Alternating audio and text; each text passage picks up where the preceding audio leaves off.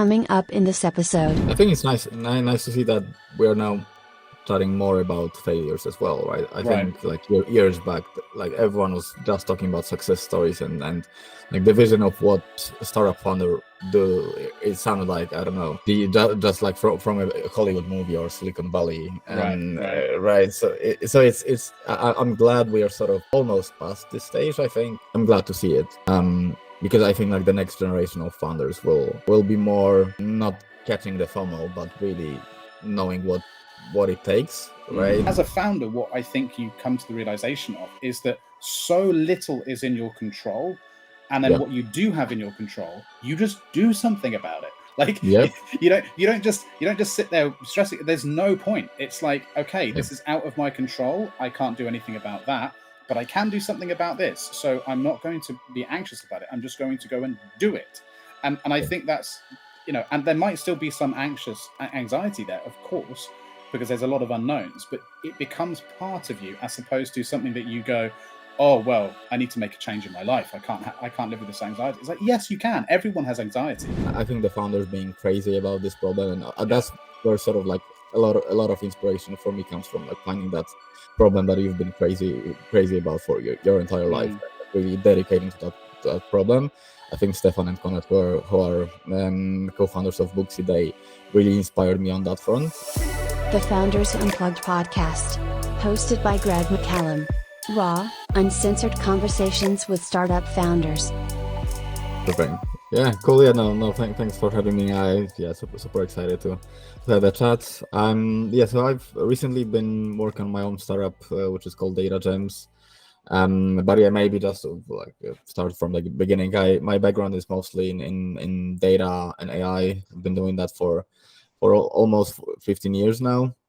In various roles. Started off as an analyst, worked my way up in different companies, both enterprise and small businesses. Worked as a manager, and then started turning to more startup world when I was leading a product analytics function. I moved on to Web3 for a brief moment, where I led a startup as a COO, which is where our journey with DataGems really started, because we essentially spun off from CAD Labs, which was the previous company that I was with. You'd come up with some concept there that you kind of then took away to spin up. Exactly, yeah. So we've been, that CAD Labs is a service company, works in systems and engineering in Web3. Right. So we were working with clients, and what actually DataGems has been an idea that so we arrived at working with a client, and essentially we saw that the partners that we work with, they're struggling to visualize data without technical resources. And obviously, if you're an early stage startup, you don't have all the money in the world, right? And there's always something better you could potentially spend your money on than hiring another person just to do one thing, which is data engineering or data analysis. So we saw that as an opportunity. Initially started with Web3, but we ended up being generic, not just Web3. Our first clients are actually traditional businesses, UK-based, Poland-based, Europe-based at most.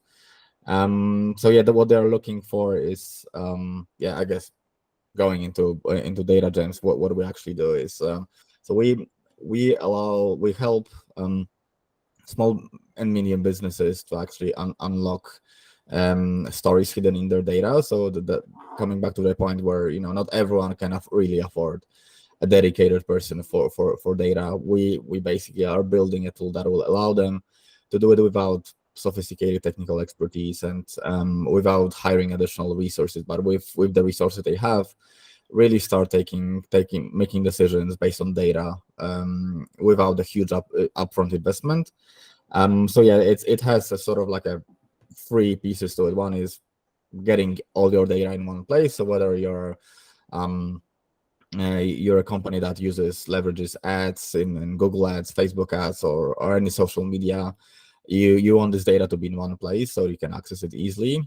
The second piece is how do you like visualize the data without the need again for technical resources. So how do you draw insights from the data? And the third one is how do you share it? How do you embed it into all the collaboration tools that you work, all the Slacks of the world, Miros of the world? So those are like the three main components. Yeah, we've been working with so far with companies of less than 500 people. That has been our sort of sweet spot for now. And that's where we so far have been the most helpful as a company. But yeah, this is like the LDR of what we do. Yeah, it's super interesting. I mean, there's a lot of work, a lot of startups that have looked at all of the commercial, the marketing, I mean, all the aspects of just making business easier, whether that's storage or whatever. It seems like there's definitely a missing piece when it comes to the processing and presentation and integration of complex data spread across multiple individuals, multiple platforms. Because in of itself, there's all of that data from all of those platforms I just mentioned. So there's definitely a missing piece, isn't there? And just looking at your website again now, and looking at it the other day, this sort of seamless integration from things like Instagram or MailChimp and Twitter or Zero, like that's super impressive, because that's all the exact data that small to medium to large businesses need, like brought into one place, that otherwise, like you said, would I imagine be a team like you were probably part of back in the day, of many people like going through all that data manually. So yeah, it makes sense. So what take me back to when you said it was at where was it you were at CAD Labs then? So when you come up with the idea, so was it just yourself, or were there a couple of you, and what was it that kind of made the idea spark? Yeah, so there were a couple of us working on a client project at the time, and they were looking to actually get the data that, like, their proprietary data that they have, and make it visible and actionable for their community, right? So obviously Web3 is very community driven, and they've been sitting on an interesting data set, and they wanted their users to be able to use it via Discord bot. So that was when we said, okay, this is interesting. That was a time it was April last year, so big hype around OpenAI, ChatGPT, and all the incumbents.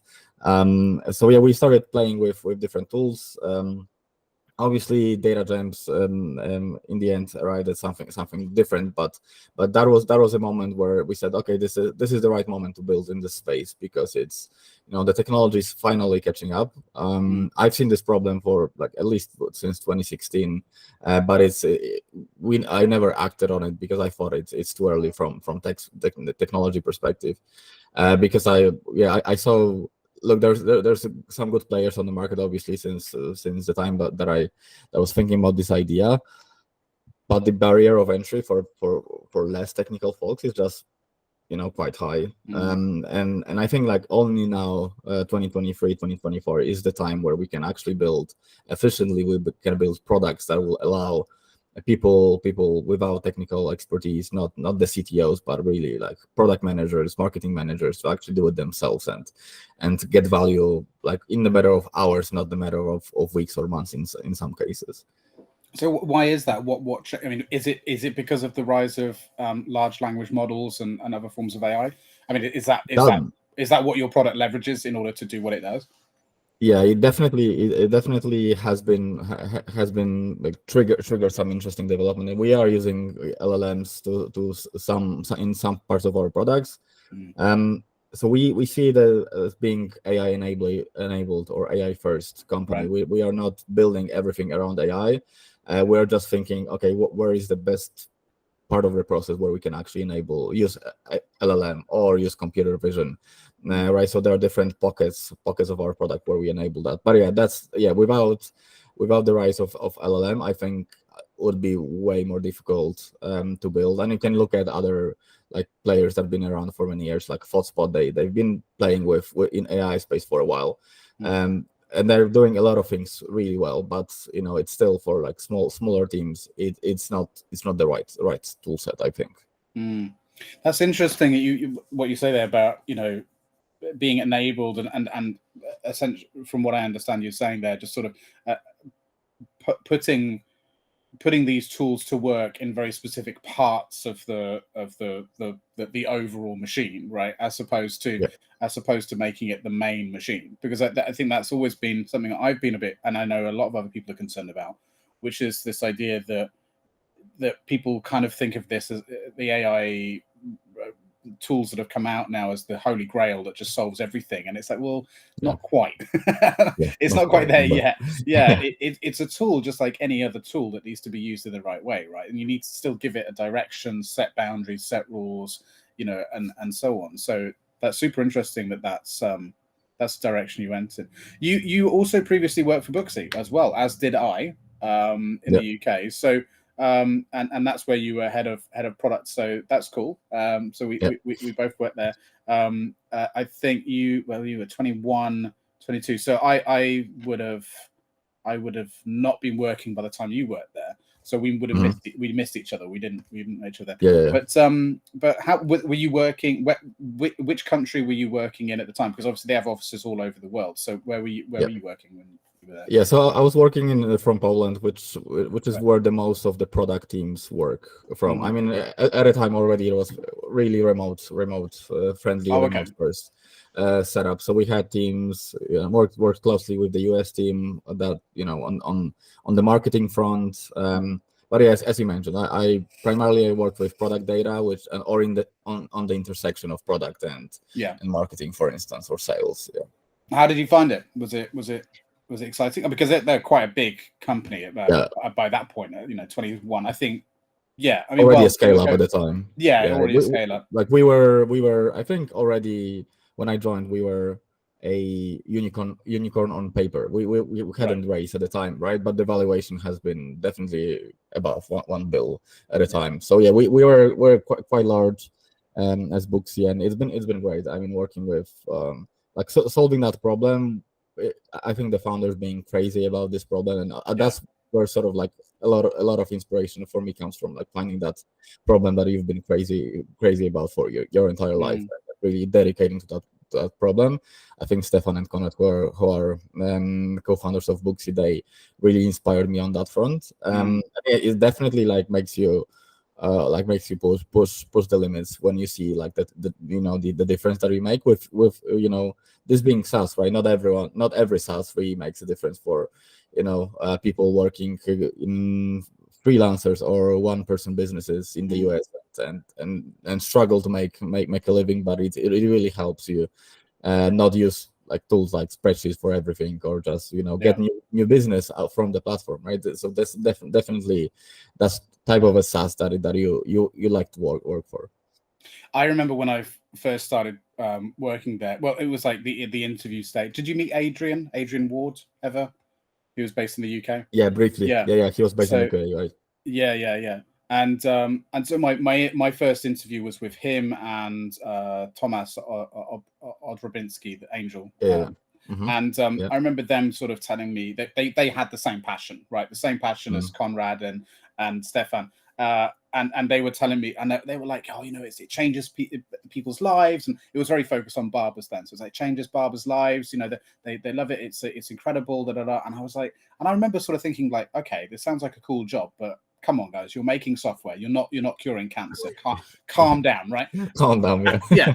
And then it wasn't until I went to the first show, the first exhibit, which was not that long after I started, maybe a couple of months after, that I met some of the clients that I had closed, right? That I had brought on board, and they ran straight. And you were like, "You're Greg," gave me a big hug, and they were like, "You have saved my life.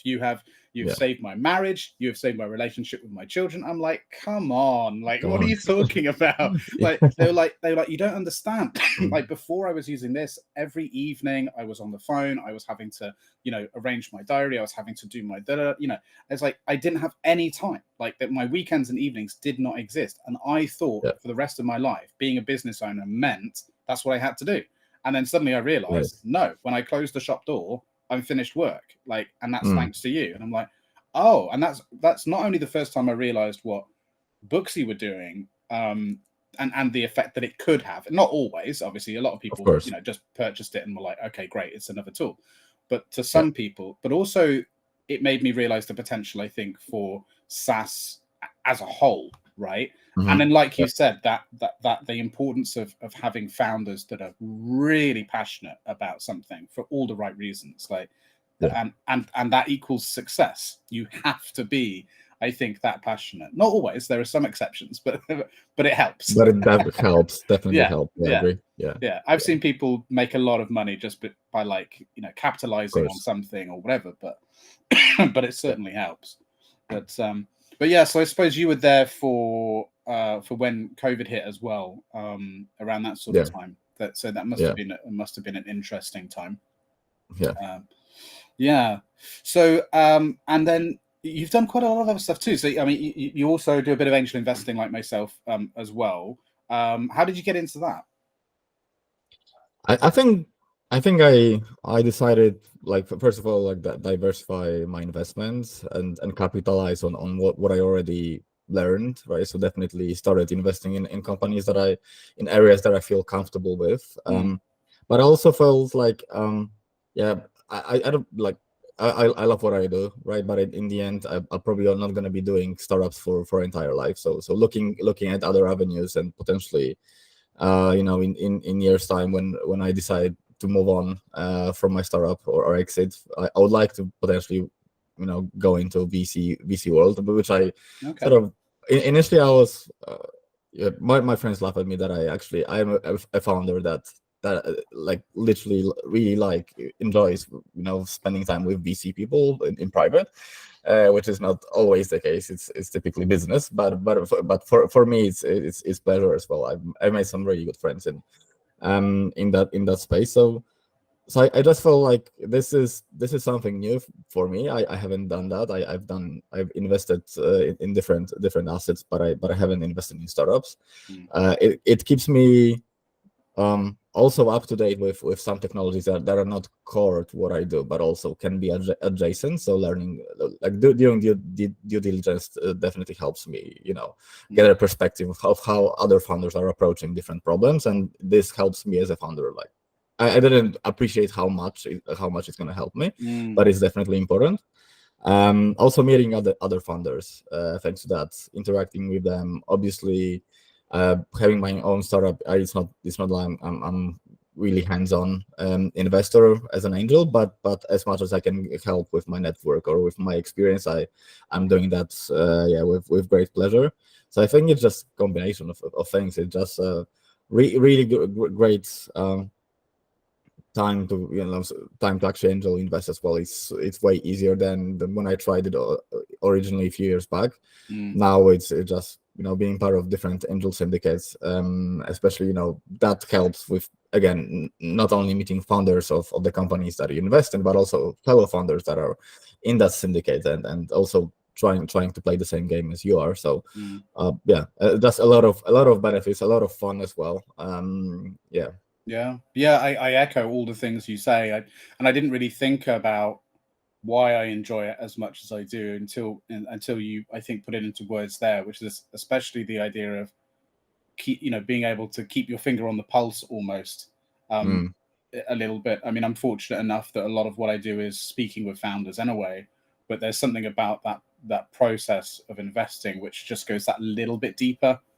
That's a really good point. What would you say to anyone out there thinking about investing? Do you think you have any lessons that you've learned, maybe the hard way, that you would share, or any tips? Because I consider myself very green when it comes to being an angel investor as well. So I always try and avoid to give anyone any advice there. But do you have anything that maybe you might have learned from that you maybe want to share?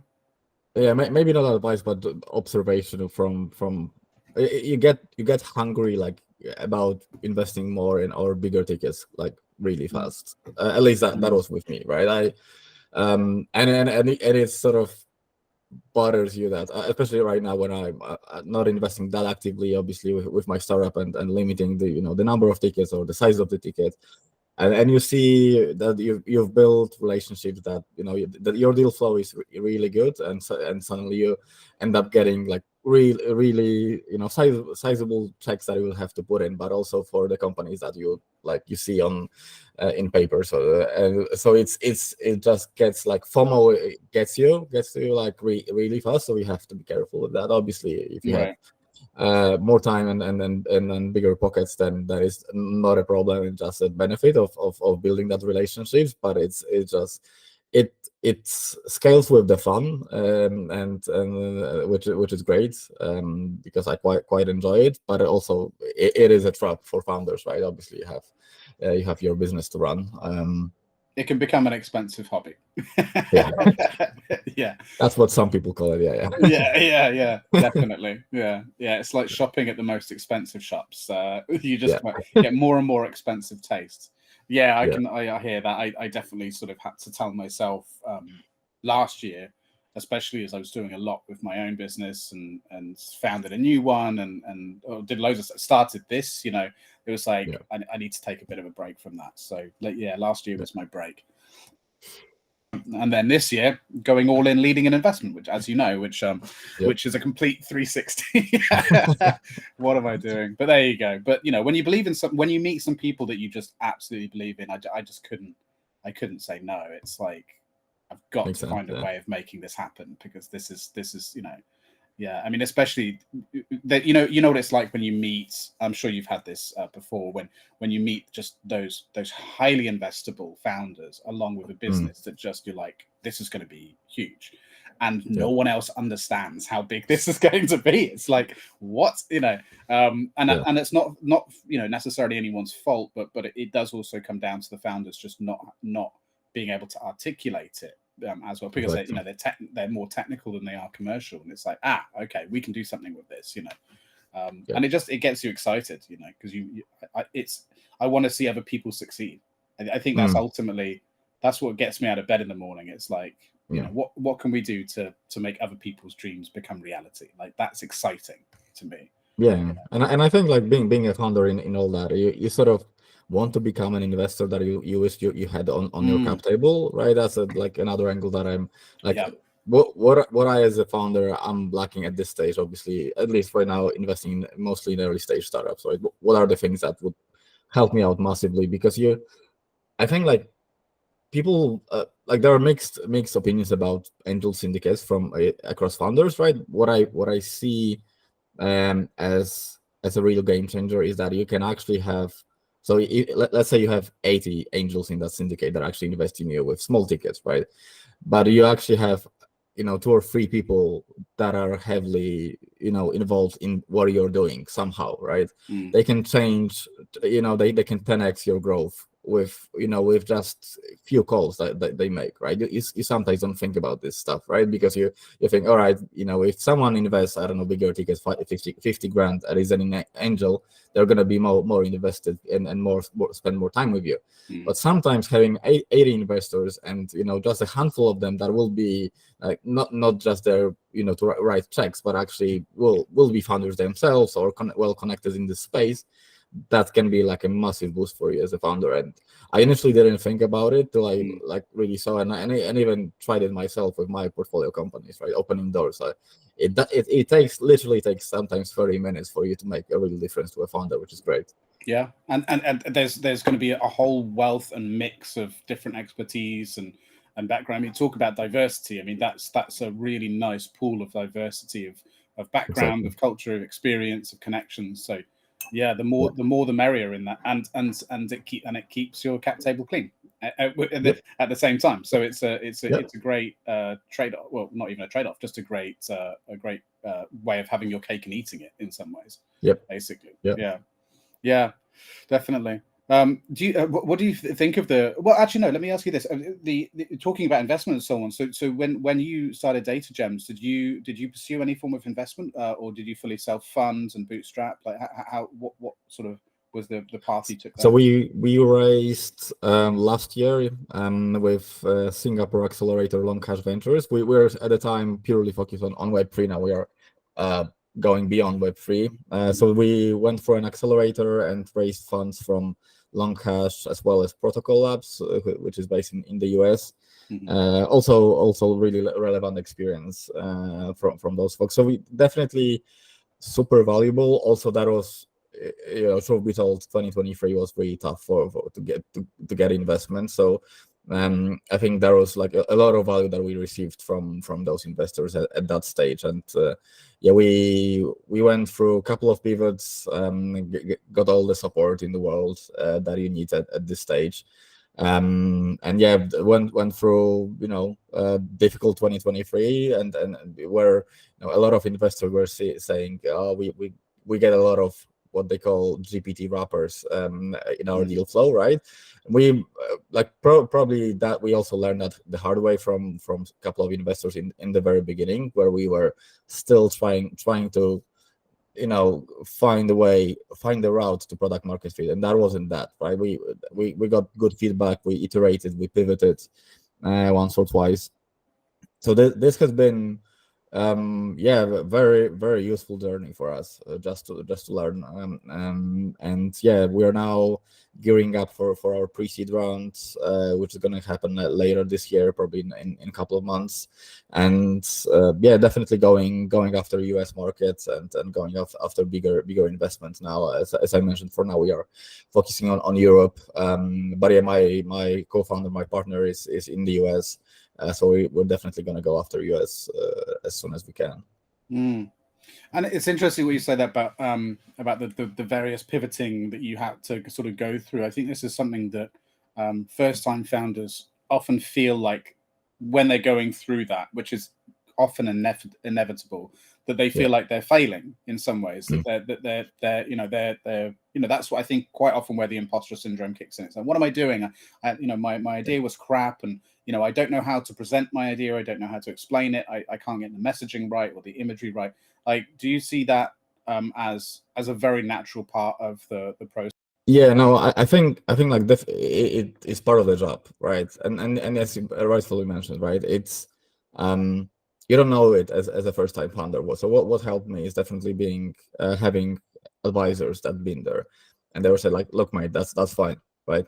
Just keep going. You'll find that sweet spot, right? And it doesn't necessarily, typically it doesn't happen like with the first time founder to basically found PMF like in an instant, or with anyone for that matter. So I would say obviously it's also a trap, right? It's not like you can spend all your months just iterating and pivoting all the time. So it has to be you have to find the balance in it and sort of find the framework that helps you, right? So have like sub hunches that you explore on the side, which is, I think, useful exercise, because it doesn't necessarily have to be a massive pivot, but it can be a different sub product or just a different offering that is adjacent, but you still have to test it, right? So it might not end up being complete pivot, but it's still like super useful for you as an exercise to just learn the pain points of the people that you're working with better. Definitely it's like the first pivot didn't was the first big pivot for me as well, right? So obviously it's I learned on the job, but also, as I said, I had smart people around me that also supported me in that and guided me, which helped a lot. Yeah, it's interesting because I've obviously been through that a couple of times myself, and my current startup, we've gone through that for the last. My co-founder and I've gone through that in huge waves over the last year, and it's interesting because for him, it's the first time him being a founder, and I can see his frustration. Whereas I'm like, this is fine, this is normal. Like, I've advised other, a lot of founders on this and had to make them sort of feel better too. Like, it's okay, but you have got to if you're going to pick a direction, you've got to really stress test it, like really bring it to as far as you can before it kind of maybe destroys the bank balance or whatever else. But and have a couple of different things on the go, like you say, sometimes to spin things off, try them out, try different messaging even, and sometimes that's often what it is. I mean, I was speaking with, because I can't remember if I mentioned to you, I do these 1 hour pro bono sessions for founders. Yeah. And I had one yesterday where he was struggling to find PMF, as is most commonly the main reason why people want to speak to me. And I was like, all right, tell me everything about your product. And he sort of went through it all. And there was this one feature that he mentioned like right towards the end. And he was just like, oh yeah, and we also do this thing. I was like, that's like the best feature you've got. And it's like, quite often you don't see the forest for the trees. When you've built something and it's right in front of you and you've been in it all this time, you don't recognize what it is that's going to make people go, wow, this is incredible. And so I said to him, you have to tell everyone about that. You have to shout about that. That has to be on your website. That has to be like the first thing. And he's like, oh yeah. And I explained why. And he's like, oh yeah, shit. I was like, do it, try it, see what happens. It's sometimes it's that, but it's crazy how, even as someone who advises people on that, it still took me a year, and we're still trying to, find full product market fit, because it's very different when it's your own thing. It's crazy how easy it is when you're outside of it. Well, I say easy. It's easier. Sometimes, but I don't know what that is. Like, what part of us that is that ties us to it, that makes us sometimes so blind to it. But do you feel like it's maybe a little more difficult, especially for technical founders, to get, when it comes to the messaging side of it and sort of translating their idea to the world? Is that a little bit more of a tricky thing, do you think? Or it can be. I think like for like very simple reason being that every pivot creates technical debt, or you basically you have it's costly from like development perspective. So being like even though being more on the business side of things, and but still, I used to be a techie. I used to be an analyst, right? So I still remember like that business person that was coming in and having like different ideas every single day, right? And so I get shut that. Up. Yeah, exactly. I was like, and now I'm that person, right? But it's not bad. But yeah, I'm trying. I think I that helps. Like, it's to strike that balance, right? I think you're right. In some ways, for tech people, which is completely natural for them, is to, they're not necessarily thinking that that's a failure. They're thinking like, oh, that's such a pain, right? I need to change all this stuff again, right? So this is where you have to be like also thoughtful that it's not only creating technical debt, but it also it's costly from like resource perspective, but also it's worse to not pivot and for let your startup die, right? So it's again, it's a trade-off. But yeah, I think you also mentioned like the interesting thing that it's the failure, right? I think like initially this is something that you have to learn on the job. Unless you're a founder, you're not gonna get it right. Yeah, there used to be a very famous saying in Booksy. I don't know if you ever heard it, but it was, "We build the wings as we fly," and that's always stuck with me. I used to hate it when I was there. I was like, no, we need to be prepared. We need to know what we're doing. We need a plan, and then you realize very quickly that the world of startups, yes, you can plan. You should have some idea of what you want to do and execute, but ultimately, really, you're putting the finer details on it as you go, because you have to. Time. That's how it works. It's time isn't on your side, and you've got to and then the amount of times you'd be pursuing something, or you'd have several things that you're pursuing, and then something would happen, and you're like, right, we're dropping all of that, and now we're going here, and it's like, we just spent 6 months on this. What are you talking about? And again, you just have to get used to that, and it's not a very natural thing for us as human beings, I think, to do. 100%. It's very disruptive. We're generally completionists, aren't we, as individuals? So, and especially if you have a technical background where you've been, brought up in a team, or any professional background really, where once you start a project, you're expected to finish and deliver it. It's very much a culture shock to just be like, oh no, anything can change like that, in the same way that also an entire team can be made redundant in a day because of a change of a number on a stock exchange. But it takes some getting used to, which is why startups definitely isn't for everyone. But how did you find that there was something of a culture shock as well when you maybe first started going into the world of startups, or had you always had that sort of that exposure to that? So was it more of a natural sort of transition in some ways? It was quite a learning for me, but also like gradually changed like the culture of the companies like subsequently that I joined, right? So I used to consult a lot, and for most of the time, initially at least, there were like big players that I worked with, right? Even the size of Emirates kind of players, which have been which were my clients for a long time. But then started working with smaller businesses, for instance, in New Zealand. There were a lot of small and mini businesses. So this is where I finally started getting that different way of making decisions and things like you mentioned, right? That can change overnight when you're a small company. Then I came back to Poland, where I was leading an innovation lab in a software agency, and we again worked a lot with startups, right? So I gradually sort of got accustomed to a different way of working, and then moved to Booksy, which again at the time was already a scale up, but a lot of stuff that we did was in a typical standard startup fashion, which at first maybe it wasn't a shock at the time because I already went through, like, I worked with some startups, but it was a different pace, right? And then moving on to Web3, which is and leading a service startup, which obviously had its ups and downs with bear market, and that's a completely different layer that I didn't have in in traditional Web2 companies. And so yeah, I guess it helped me that I didn't just jump into it, right? I sort of prepared myself over the years to actually be efficient, like from almost day one, right? So I didn't have a role when I was like, hell, that's like, this is crazy. How can you like operate like that, right?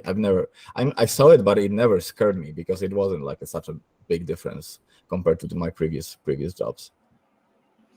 Yeah, I mean, I've definitely, you may have seen this as well, but I've definitely seen a lot of people who have tried, going headfirst into a startup environment, having come from a more traditional sort of corporate background, or maybe even just as their first, corporate role, if you can call it that, and really struggled to come to terms with that as a way of working. The culture of startups as well can be quite difficult because there is a lot of, it's like the Wild West, you know what I mean? It's like going from a civilized society to the Wild West. It's a bit like that, and the attitude can be very sort of nonchalant. It's like, oh, okay, that didn't work, never mind. And sometimes you can be like, where's the emotion? Why don't you care about that? And it can be, and you can see in these individuals, like, it's very frustrating because they get quite married to ideas or thoughts or beliefs that they have, and it's like, it's about the collective. It's not just about you as an individual. It's very humbling. It is a very good way of humbling you and making you realize that, for good or bad, you're only really as good as your last idea. Exactly, to some extent, and for good and bad, but also it doesn't matter. Like, we're moving on, it's interesting. I always tell people who are maybe wanting to go and work, especially salespeople that I speak to a lot, like, and marketers, like, if you want to go and work for a startup, they sometimes ask me for advice. I'm like, be prepared for a culture shock. Like, that's the main thing. Don't hold on to things. Like, it doesn't matter. Move with the flow. Otherwise you get left behind, basically. I've also seen a lot of people who get very frustrated. They're like, things should be better. They should run smoother. They should be like this. We should put this process in. At my last job, we had this, we had that. I'm like, this isn't your last job. Shut up. Like, calm down. This isn't the way it is. And they can't get over that. They're just like, I don't understand why we don't have these processes in place. It's like, build them then. Do it if you want to do it, but just be prepared that spend an evening and then just like there's room for that, but wrap your sleeves and but also bear in mind that you might be told tomorrow, this is great, but we need to now focus on this. Like, that's what you need to be. And they just haven't.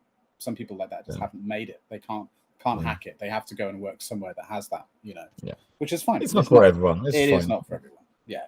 Which is fine, but it is for us because we like that craziness. Yep. I honestly can't see myself working like I was in not anymore. I mean, Jesus Christ. I don't think I have this theory anyway that I don't think ex-founders are employable. I thought about it the other day. I was like, okay, it like I literally over the past 5-6 years, everything's changed since I don't know. I came back to Poland five years ago, and everything's changed since then. Not only like that I have now a kid and family and stuff, but it like professionally, it's there's no going back really, right? Like stuff that I used to do like 10 years ago is just not possible. And yeah, like like if you're at the stage where you're running a startup, and you know, even if you run out of funding and it dies off, right? Do you see yourself going to, okay, I'm just gonna have like a nice little I don't think anyone would hire me. Yeah. That's what I mean. Like I feel like who would hire an ex-founder? Yeah, like that's got trouble written all over it. You know what I mean? I think there are like very limited number of roles that I would potentially hire for like ex-founder. Like potentially like head of product is one of those. If that person was working in a similar problem space and still feels hungry, that they didn't like do everything and they have ideas, but yeah, it's gonna be a risk, right? Because like you know, founders are not really easy to manage, right? And that's the whole point, right? Because that's sometimes what makes you thrive, right? That you can iterate and you have hundreds of ideas, but you know how to work through them, right? Right. But it's not necessarily a person that you want to manage as a CEO. Exactly. Exactly. Yeah, I mean that's why co-founder relationships are difficult enough as it is. Like you don't need to add to that. But I often think about that. I often think like, you know, what happens if everything I do falls to shit and I lose my money or whatever, and what would I do? And you know, I don't think that, at least in the startup world, anyone would hire. I don't think I'm hireable. I'm like, and I think that about a lot of founders I know. I'm like, you know, and I know as well, I've spoken to some who've been in that situation before as well. And they've said they've struggled, but it's also, you know, I don't think it's anything to do with ego either. Like, I'd be prepared to do whatever, you know, obviously to put food on the table, but it's more like, well, what is there? You know, what could really utilize that skill set is a founder skill set. It's an entrepreneurial skill set. Like it doesn't, you can't ignore a lot of those parts of you, you know. And like you said, it would just be, I'd be a nightmare to manage. I wouldn't. It's as simple as that. Yeah, I wouldn't hire me. You know, and I think like that's why so many ex-founders end up in the VC world, right? Because you still have, you know, you still essentially pick another different founders like that you invest in. You advise them. Sometimes you end up on their boards, but you're still like very, very tough to manage, right? That's not going to change, right? But sometimes depends on your experience. Obviously, you can become a partner in a smaller fund, or you become, I don't know. I've met ex-founders that became like principals in bigger funds and then work their way up. So there is a career there, but it's as you said, like it's not for everyone.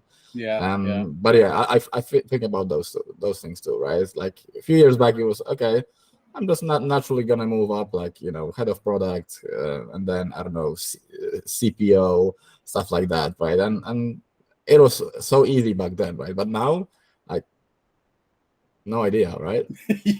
I think it would be, for me, it might be something. It would probably still be my own business, but it would be something completely different. Like I'd end up being a carpenter or something. You know what I mean? Like it would have to be something just like really out of the outside of it. Or like, you know, go and build a cabin in the woods or something like that and just fucking.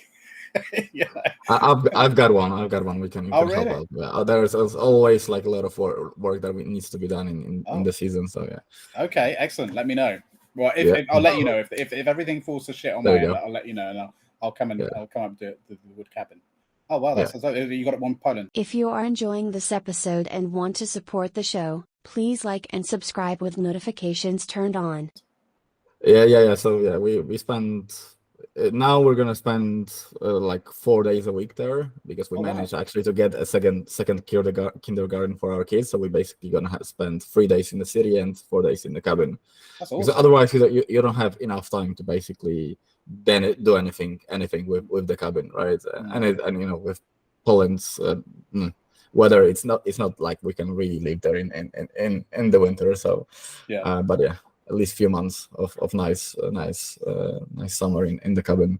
That's awesome. I've genuinely been speaking to the wife about looking for something like that around in the UK, but I think the options there aren't as many options for something like that here. You'd have to build something, but and then, you know, Airbnb at the time when you're not there or something like that. It's a great idea. So is the idea, so you're just doing that while you're sort of doing it up, but then once it's all done up, what's the plan with it? To sort of go there for vacations every now and then and rent it out, or what's the idea? I think potentially, potentially rent it out in the future. So far it's been just like a family house there, you know. Apart from us, there are other family members that can use it, like, so we can take turns, which is great. So it's been a real asset for the family, but it's, you know, it takes a lot of work, and until you're really there, and I don't know, spend at least an hour like daily after work doing some, like, it's gonna, with time it's just gonna get worse and worse, and you'll have to spend more and more money unless you really maintain it. Yeah, when it's out in the wilderness like that, it's just going to get battered and destroyed, right? I've been thinking about that, and then for years I've been joking with my wife as well about the idea of getting an underground bunker underneath the cabin, and then and then the other night we put on Fallout. We started watching the new Fallout series, and literally after the first part, you know, the introduction, she was like, "You know, you were saying about that shelter. Are you still wanting to do that?" And then literally after that, when we finished watching it, the news came on that, you know, Iran just launched missiles, and we looked at each other and said, we need to look into this. Like, we really need to. Like, not a bad idea. I think from an investment perspective, maybe that's where I might consider investing my money moving forward. There you go. Yeah, not a bad idea. You can get some pretty nice underground bunkers these days, you know. So, you know, there you go. That's my future investment advice for anyone watching. So, what's next for DataGems then? So, you were saying obviously about going into pre-seed and looking at the US next. So, how are you planning on it? So, over what sort of time period, and what do you see as being the key elements of that strategy to go and dominate the US market? So I think there are a couple of portions to it. But one is technical perspective. So for us to deliver on that promise, we need to hire more developers to basically ship quicker, right? So all the thing that you mentioned, that is key, like the integration piece. We want to make it really seamless, and we want to make it flexible for all the teams with different types of data sources that you actually leverage. So it needs to be like a go-to solution for any small business, right? So that's going to take a lot of dev days. So we're definitely going to hire more technical talent. Another thing is expansion in the US. Obviously, that might mean that either me being more often in the US or moving there, even, you know, permanently at some point. But it's gonna require us to spend more time with the network and the extended network that we have in the US, but also you know, spend more time with the leads that we have in the US and visit them on site sometimes.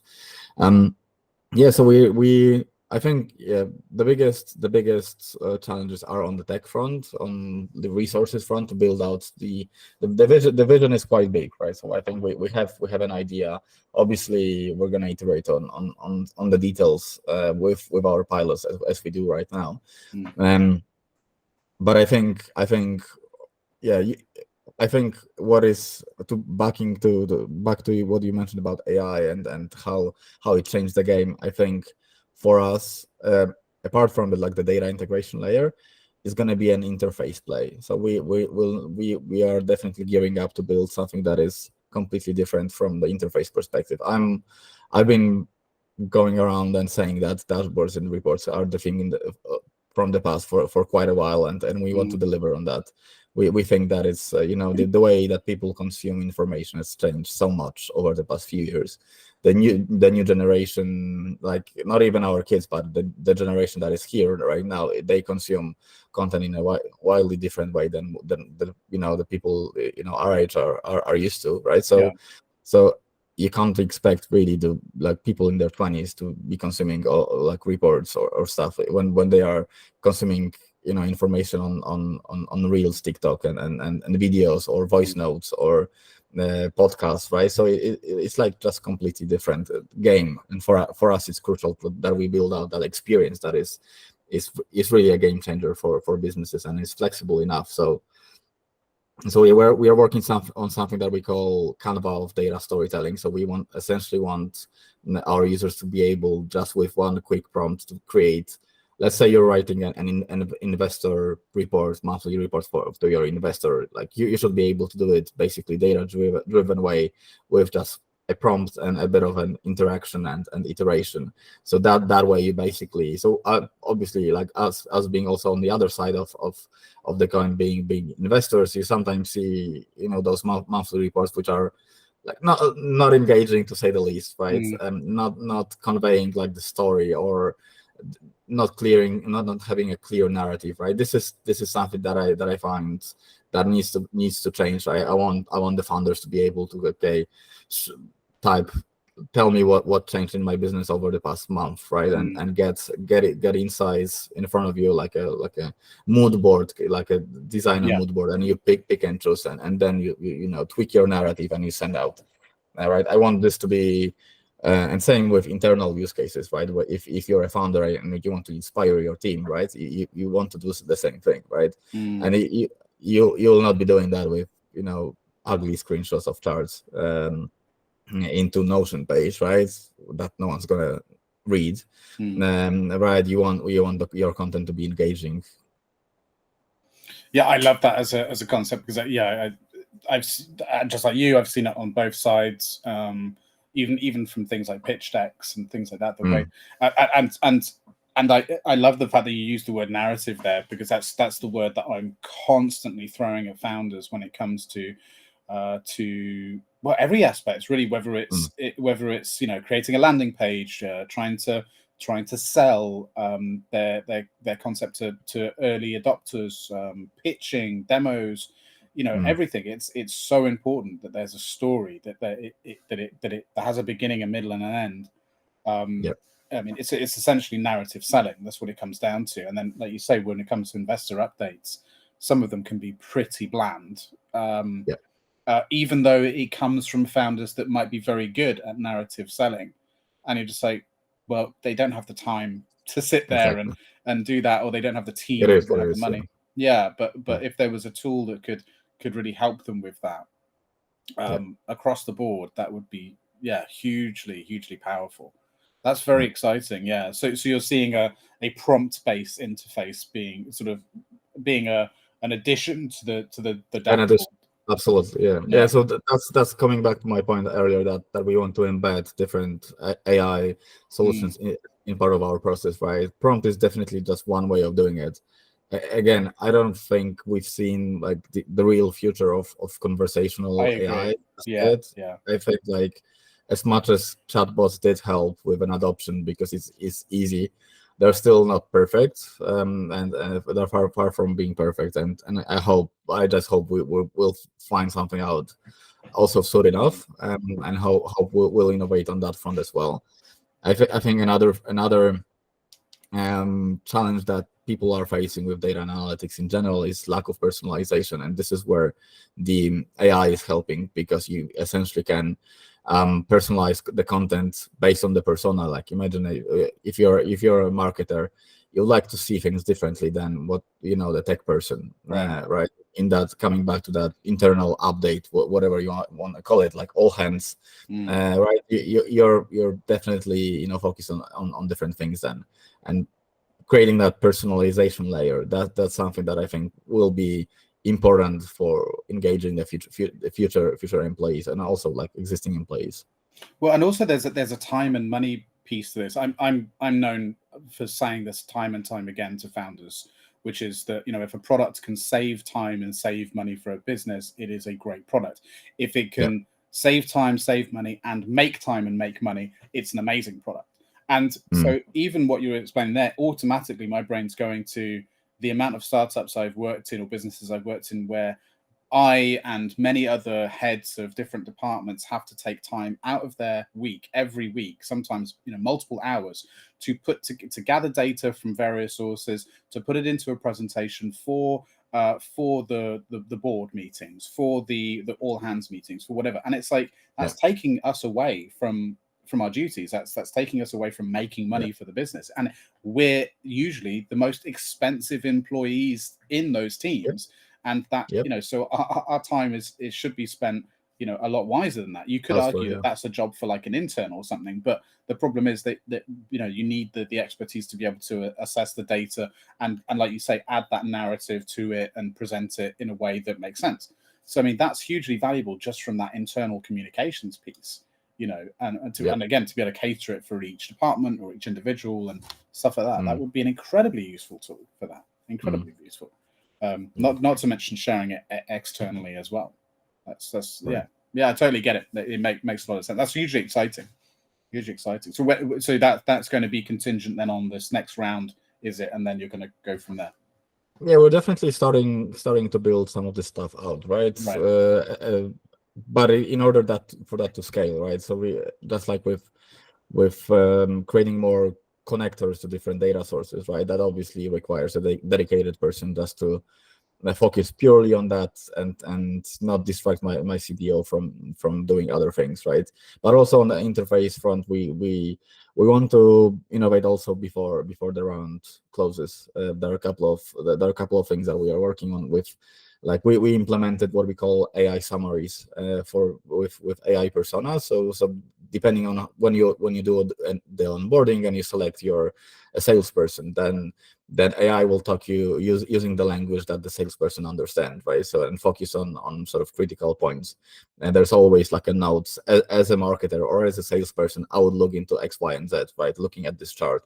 So this is sort of the first thing that we implemented. We're looking at recommendations and how do you easily plug that into different collaboration tools. So let's say that you have a sort of like a resembling like an agent kind of experience, that an agent like a marketing agent is actually looking at your data and sending you recommendations to Slack with some insights and charts that support that recommendation, right? So those are the things like the low-hanging fruit that we'll be able to do before the round closes, but yeah, all the big interface implementation will probably gonna be towards the second half of the year. Right. It's super interesting because you were kind of touching on it there, the way that the two things you mentioned, like how I don't think you and I agree with you on this, that we don't think that the full realization of how this technology is going to be implemented day to day has been realized.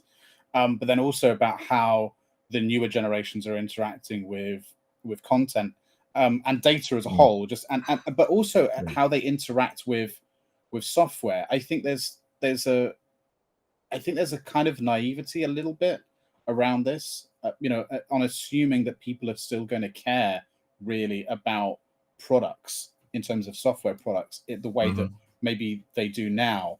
Like I really see, and I think interestingly, the AI product that just launched that to not a huge amount of success in the Humane Pin is a really interesting example of maybe going a step too far and also not executing it at all well, which I think was an obvious thing from the beginning, personally. But but this idea that essentially apps become redundant to some extent, that they just become the important part is their functionality, but not so much their logo and the icon and being able to interact with them. The interaction with them themselves changes drastically as a result of the interface being primarily through AI.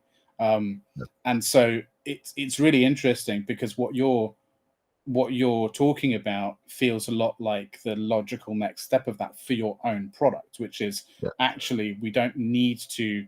It can be more prompt based. It can be more more personalized, give each individual the version of the product that they need and that they ask for, as opposed to a static version of a product that needs to be interpreted by each individual. And that very much is my belief as to what all products will become. That they will all become whatever the user wants them to be at a certain point. Yeah. And I think that extends all the way to devices, to hardware, to the point where a phone will no longer be, if I buy the same model phone as you, it will be an entirely different experience for both of us on what that phone is like and how it operates and everything, because it will be entirely personalized. I'm even like, I wonder why it's not happening yet, right? On the at least with phones, right? That's something that I think it's to do with the adoption like curve. Yeah, I think that's what it is. It would be too much too quick.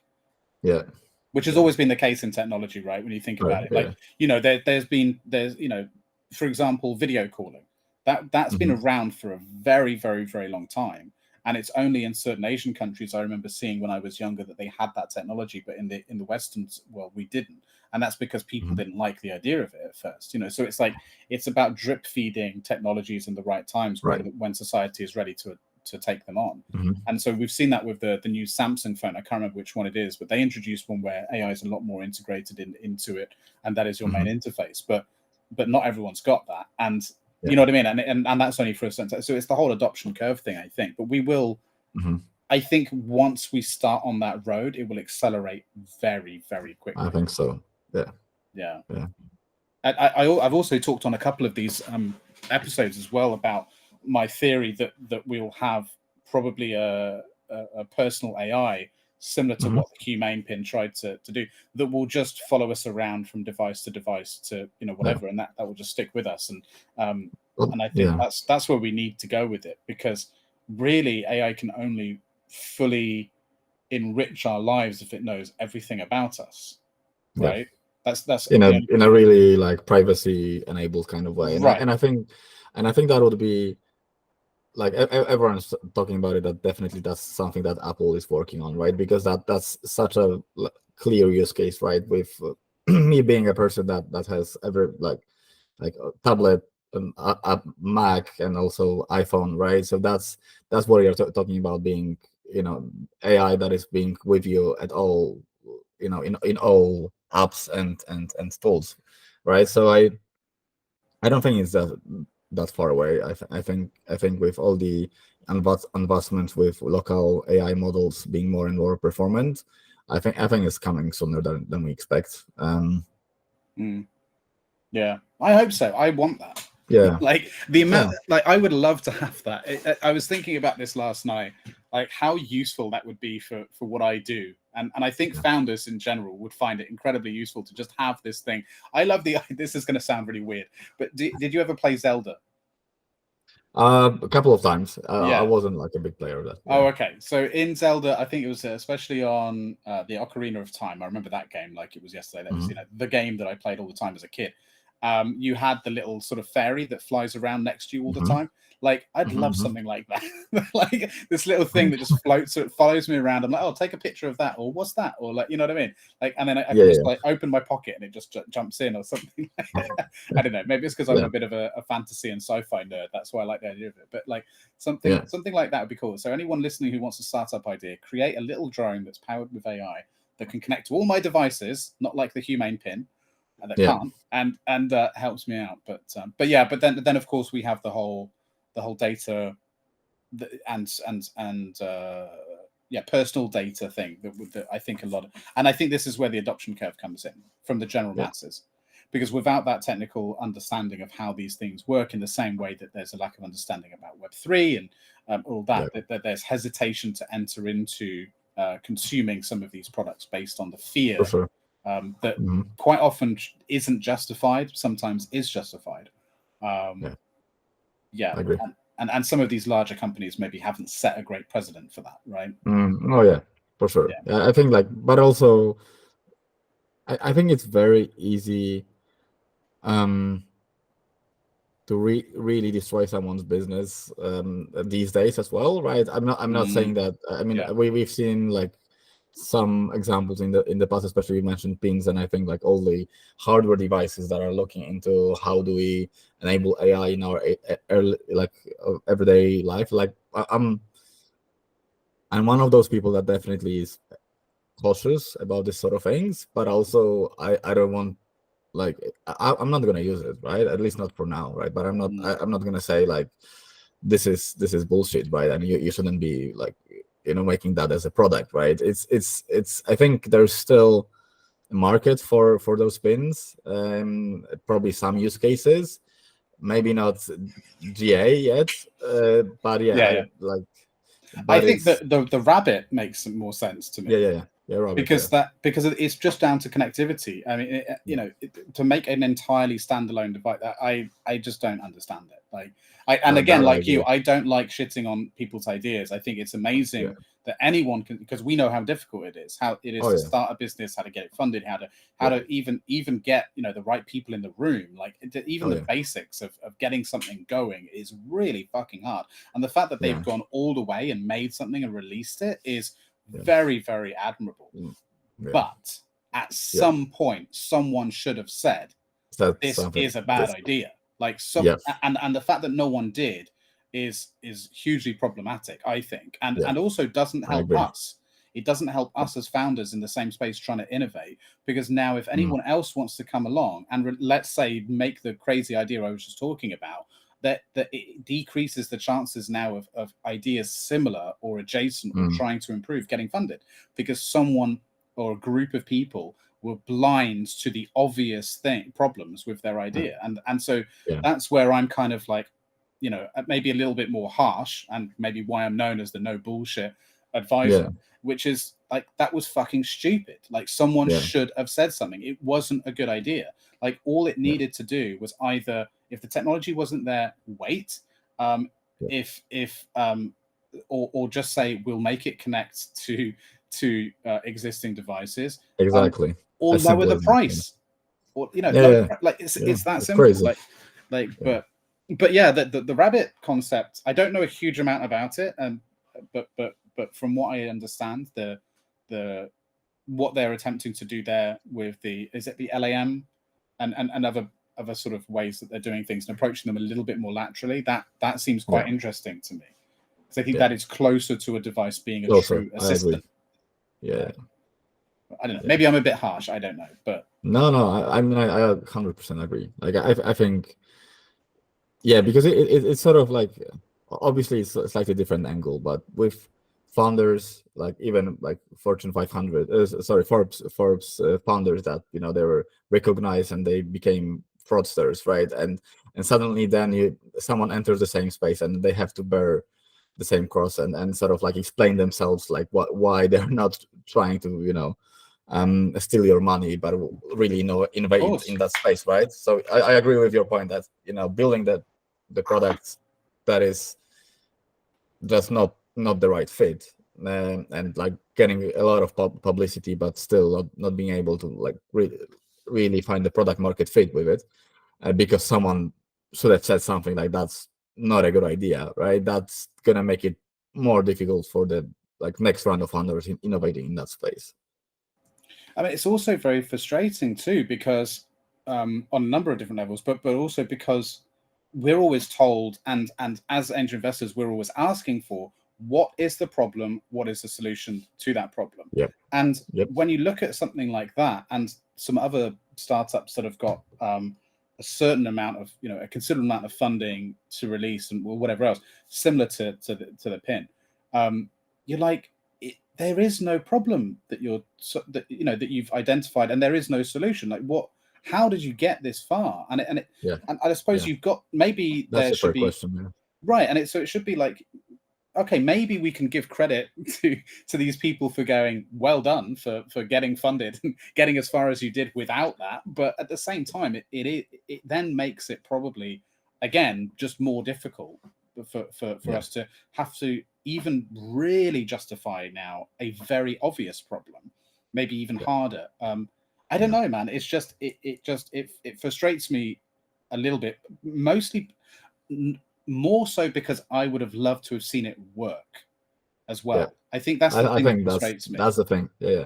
You know, I think that's the thing. Yeah. Because you can tell a lot of very smart people were involved in that product. And so it's like, guys, come on, you had an opportunity. You could have made something really great here. Why didn't you? Yeah. You know, yeah. Basically, because I just want to see it succeed. And what's concerning now is, will they have the opportunity to create a second version of the product? That's a question. Yeah. And I don't think they will. I don't think so. Yeah. And that's a shame, because if they did, it probably would be way, way better. But they that could have been like a killer product, right? No doubt. Yeah. But it's like a lot of the criticisms about the Vision Pro is that, you know, it's a Gen 1 product, and it lacks a lot of stuff that it probably will do in the future. But it still has enough, I think, that really is truly innovating and is and already be useful as well. Right, and already be useful. So it's like, okay, it's definitely lacking a lot of stuff. And the barrier of entry is very, very high, given the price and all of that. You know, needing to be within the ecosystem already, but it's still the vision is clear. You know, no pun intended. But so it's like you can see where this is headed. I don't know. Maybe they just released too early. Maybe I don't know. I don't know. But I think they will be fine. I think it's a good example. I think that's an example where they're gonna find their way up. You reckon?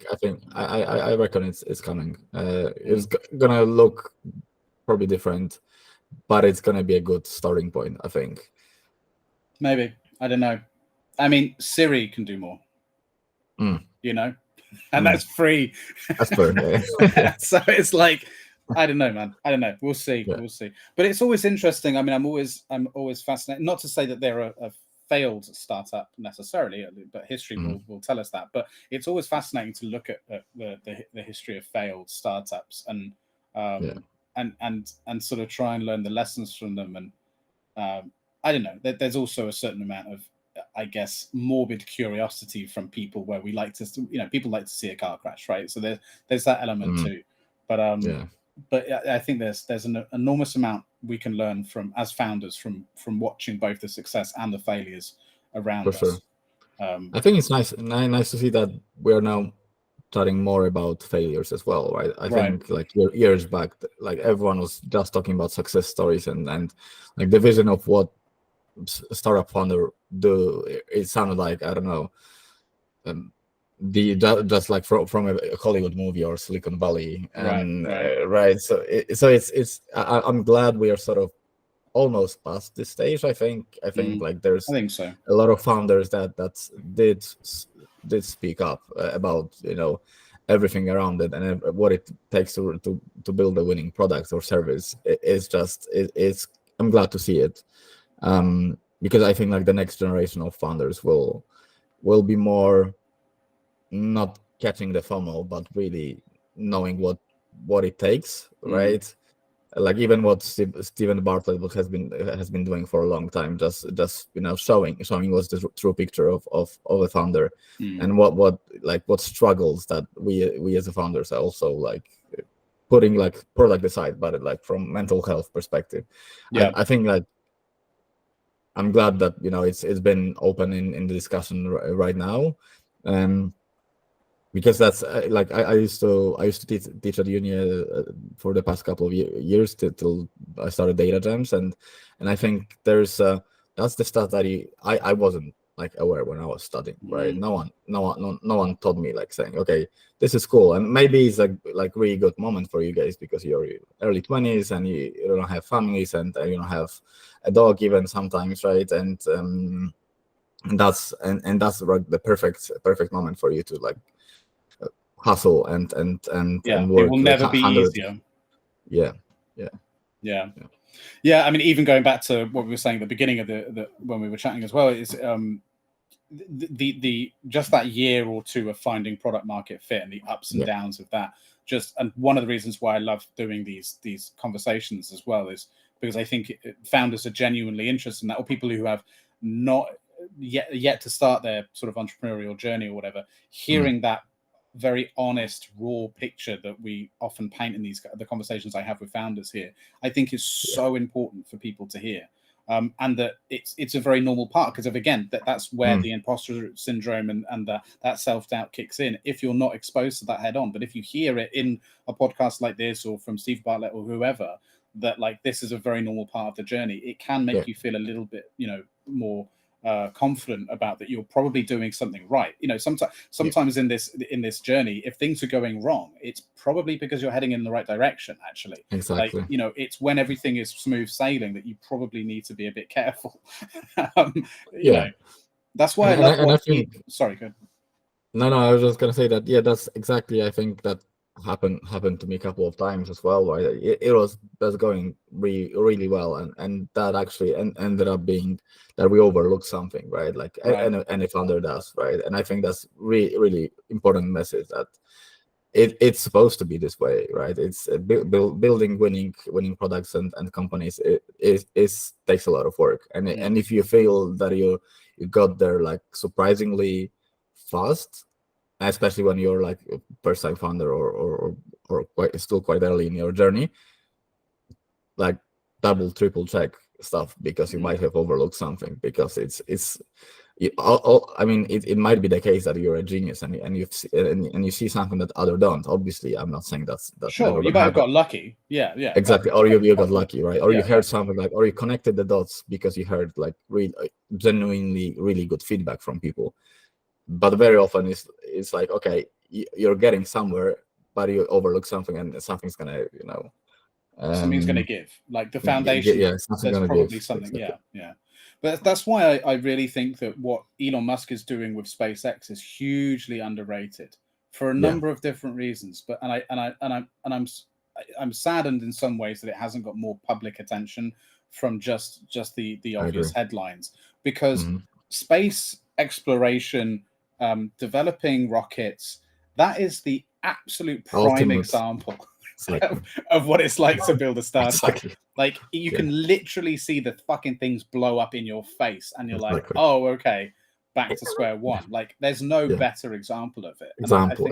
Yeah, and I think anyone who's interested in entrepreneurial pursuits, or starting a startup or working for a startup, should follow what he's doing there very, very closely.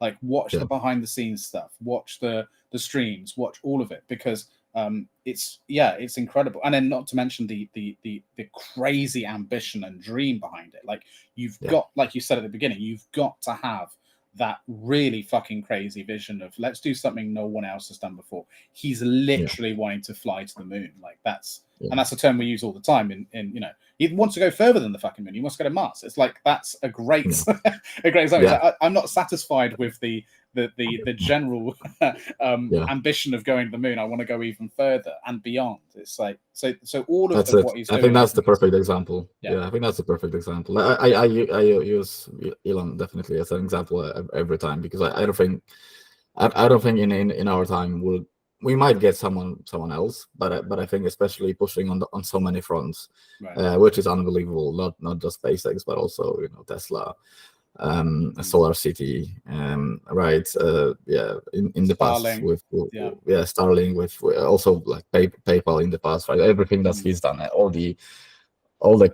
crazy, like, not like he didn't take no for an answer so many times. It's just, especially, I think, like, you start to appreciate that once you spend a little bit more time building something on your own, how many like tough decisions you have to make, but also how like crazy you have to be about what you do to actually succeed. I think that people unfortunately dismiss him because of his personality and things like that. I think you've got to see past that. It's not about that. Whether you agree with his politics or not, it doesn't matter. Just look at what he's doing. That should be enough to inspire you. In the same way that you can separate art from the artists, kind of do that with someone like him. You've got to, because it's very exciting. The fact that within our lifetime we could be sending people to Mars on holiday is just fucking crazy. Like, and no one else was going to do it unless he did. So fair play to him. Exactly. But yeah, just the analogy, the story that he has told over the years since he started SpaceX, with the failures, the things blowing up, the things going right now, all of that journey. Like, if anyone wants to learn anything about startups, just go and research the history of SpaceX and what they've been trying to accomplish, and that will tell you everything you need to know. And that's that's the extreme version of everything that we go through every day. Basically, pretty much. Yeah. We need. But so, do you not think we're going to get another Elon in our lifetimes? I hope we will. But it's, I don't know. I mean, coming to your point, there's so many people that cannot see past his personality and focus on stuff that it's like, I think for like us as a human race, they're irrelevant, right? I think we should focus on the stuff that, like, how he's pushing, because at least I feel that we, like, I still think in order to build something that is life-changing, you need incredible amount of resources, but it can be a founders pushing like really hard, like Elon, right? I think we're, and I'm not saying that everyone needs to work 120 hours a week, right? But it's at the same time, we're not gonna get to an next SpaceX with, working 10 hours a week, right? That's the reality. As much as some people might hate it, right? Building life-changing things require people going like extra mile, and that extra mile is the sacrifice and everything that comes with it, right? So I'm just, because that view is no longer that popular, I think, and I think there are more people, and I get the other side of it as well, right? Advocating for your mental health of founders and really making sure that you don't drive yourself to a cliff, right? But there are people people built for it, right? Elon is built for it, right? And I'm sure there are other Elons built for it, but I just hope that no one's gonna say, oh no, you should actually go for 9-to-5 job because but you're brilliant, but maybe think about other stuff, right? And there is an Elon working at 9-to-5 jobs. I'm pretty sure there are people like that, because something went wrong on the way, right? And their full potential having a relation. Lack of motivation, maybe, or and I'm not saying it. No, 9-to-5 is wrong, right? It's it's just not for everyone, right? And I think there are really smart people doing 9-to-5 that could have been, the next Elon. I agree. It's interesting that what you say about the sort of the how that relates to sort of founder mental health and so on. So this is something that I've, like all founders, tried to find a balance, and it's actually less to do with mental health than it is more to just do with spending time with family, and which I know you could argue are two sides of the same coin, but but making sure that other aspects of my life are maintained is just an incredibly important part of being an adult, right? There's various responsibilities we've got to maintain, which again is why it probably would have been easier for me to do this in my early 20s, but it is what it is. But I probably would, if given the opportunity, work 24/7. Like I think I would, and I don't think it would have a negative effect on my mental health, because the things that actually affect my mental health more negatively are not related to work, lack of sleep, things like that. It's actually not that. It's if I don't eat well, if I don't exercise, and I think that for some people now, because we keep equating working more with poor mental health, I think that's a false narrative. I don't think I 100% agree. I don't actually think that's true. So I agree with that. I think working in a job you don't like will affect your mental health, and I think that's very different. But if you love what you do, then it's never, you're not going to work for another day. And it's not to say you enjoy every day that you work. Like there are days where you have shit days, but like there's also a certain aspect of resilience that I think no one's talking about here. Like no one has ever promised you that every single day you should be happy. Like I was having this conversation with my mother recently. In fact, we were talking about mental health, and I think there's a really slightly dangerous narrative we're giving to people that's sort of almost suggesting if you have a moment of unhappiness, of discomfort, of offense, that's a problem. It's like, actually, discomfort is a very important part of life. That's not to say you should have a fucking meltdown. Like, exactly. that's just part of it. And I think, if you're in the same way as we're saying, if you're not going through struggles as a founder, you probably aren't doing, something's probably going wrong. I would say the same is true for life. If you're not experiencing discomfort at some point in your life, you're probably not pushing yourself. You're probably not, you're not experiencing life fully. Like, life is about discomfort. So I don't know. I'm a little bit concerned with the way that the narrative of hard work and mental health have been somehow put together. I don't think they should even be in the same conversation, actually. I think like what I found over the... A friendly reminder to share this episode with your network, like, comment, and subscribe. It really helps the show and only takes a couple of minutes. Past year and a half is that I get a lot of questions if I'm doing all right, because I'm now founder of a startup, right? Because I, for instance, I don't know, I don't drink, right? I'll drink very, very rarely, occasionally, and people are saying like when we go out and I'm having, I don't know, like a small glass of beer and that's it, and people are saying, are you all right? And I said, yeah, I'm fine. It's just it's not the way I live these days, right? I have family, I have my work, and I love that sort of combination that I have.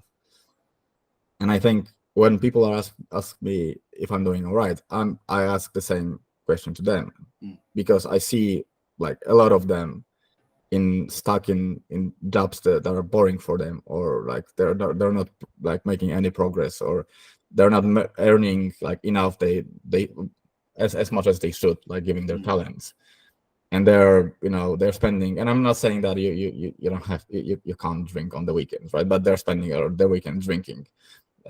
I said, like, I'm literally asking that question back to them, saying like, do you think who is healthier now, me that, I don't know, exercises 3, 4, 5 times a week, has a loving family and a startup that solves a problem that I'm crazy about? Am I unwell? Or maybe I should direct this question to you, like stuck in the wrong job, and not getting any sort of like value from, or not creating value, as much value as you could.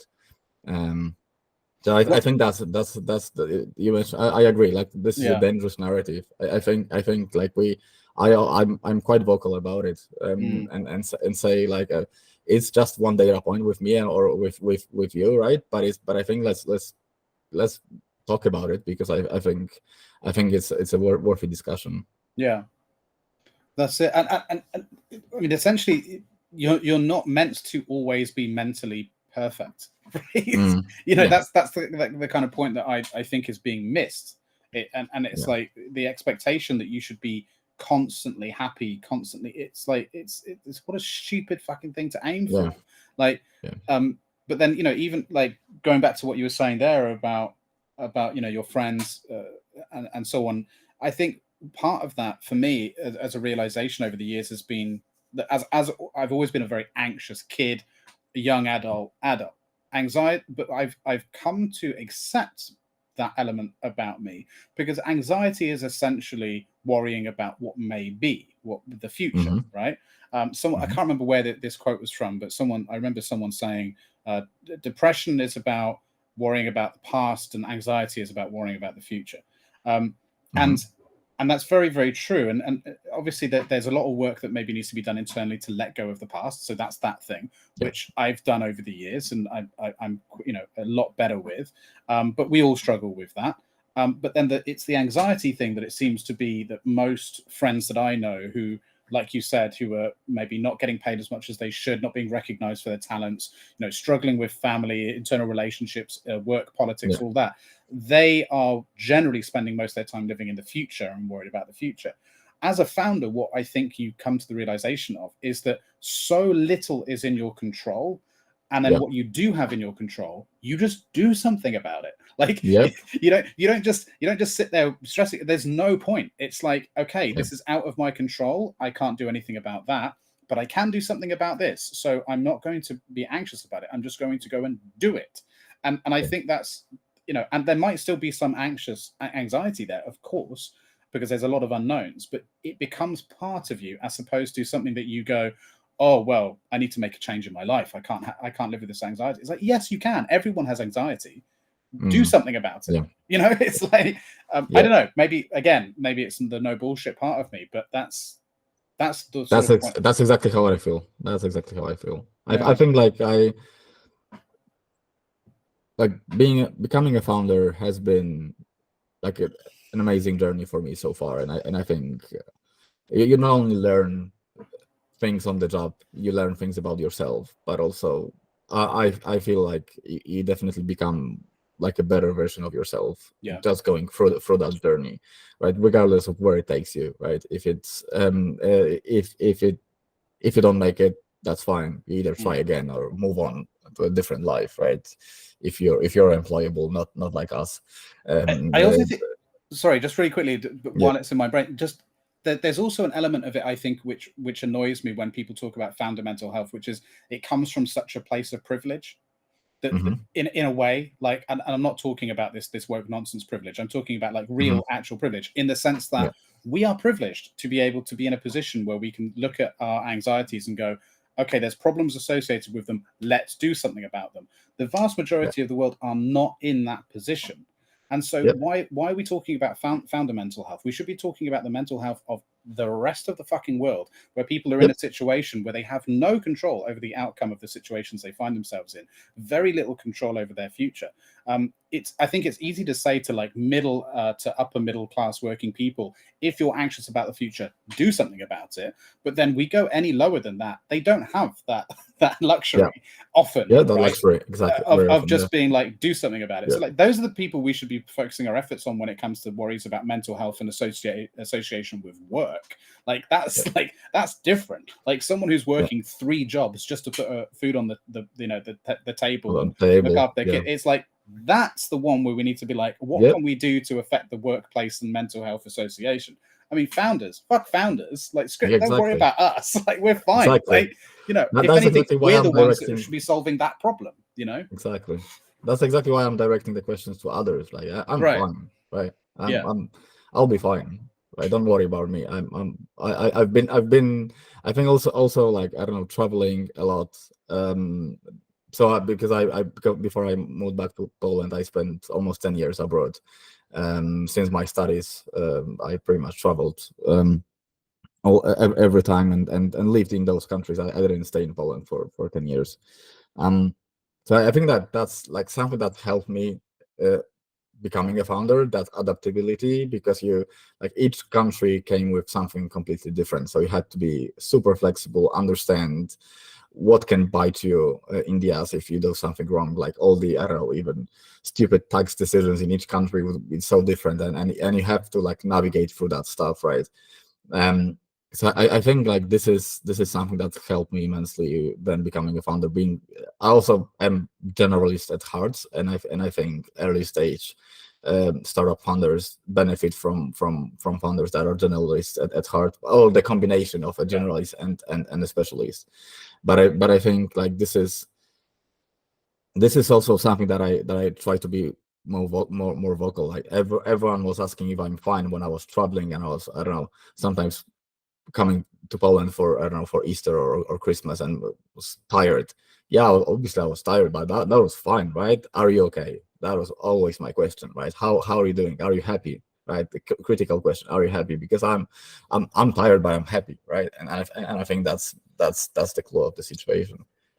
Yeah, and that's exactly it. It's like, well, yeah, I'm stressed. I've got a lot of things that I've got a lot of responsibilities. I've got people I need to pay on time. I've got shareholders, and of course I'm stressed, but I'm happy.